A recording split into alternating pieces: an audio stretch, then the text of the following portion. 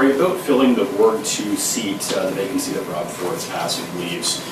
Doug Ford has said that Rob Ford would have wanted that seat filled as fast as possible, and the council could have dealt with it at this meeting. I'm wondering if that's still a possibility and if there's any precedence, because frankly Doug Ford is making this pitch and he might fill that seat. Well, I think it's very interesting. Mr. Ford has so many comments and he's been sending a lot of emails around to members of council and so on. But let me be very clear and very objective about this in the context of the process. First of all, we took a decision in consultation with the clerk's office, but it was mostly ours, that we would be subject to some criticism for being disrespectful and insensitive had we no sooner finished paying tribute to Mr. Ford with flowers still sitting on his desk and his nameplate still there, proceeded within a half an hour to declare his seat vacant. And so we took that decision. I believe that was the right decision.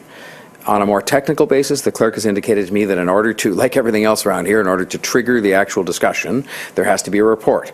And the report comes forward and says not only that the seat, recommending the seat be declared vacant, but then goes on to say what the options are to deal with that under the council policy. And that report wasn't prepared on the anticipation that we would deal with it at this council meeting.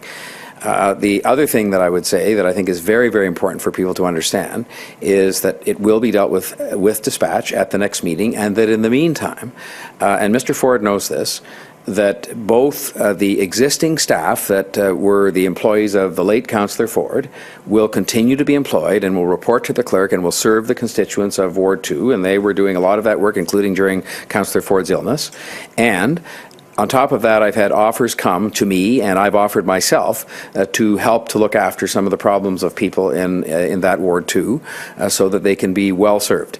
And that includes Deputy Mayor Crisanti, who offered me that within a very short time of Councillor Ford's passing.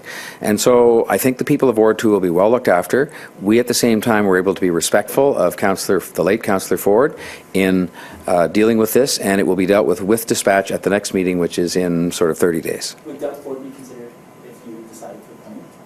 Well, it's not up to me. I mean, at the end of the day, I would say every citizen that has got the requisite qualifications, that I think is 18 and a Canadian citizen, would be people that would be on the list if there was going to be an appointment process. And as you know, that is a process that then unfolds with some interviews that take place, or they come in to speak about their candidacy.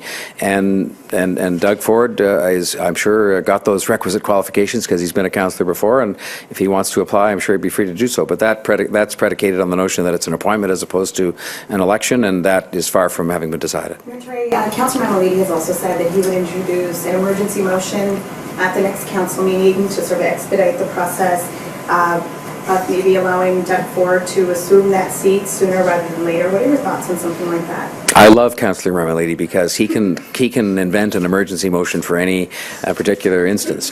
The fact of the matter is that it is an important and urgent matter for us to get some representation on a permanent basis for Ward 2.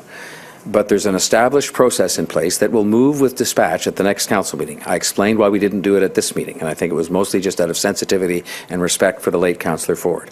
And so we will move ahead with that process. The council has a decision to make as part of that process of whether you proceed by way of appointment or whether by way of by-election. And I say, without any disrespect to Councillor Mamalady, that any of his emergency motions don't speed up that process or make it happen differently, regardless of what he might argue. What's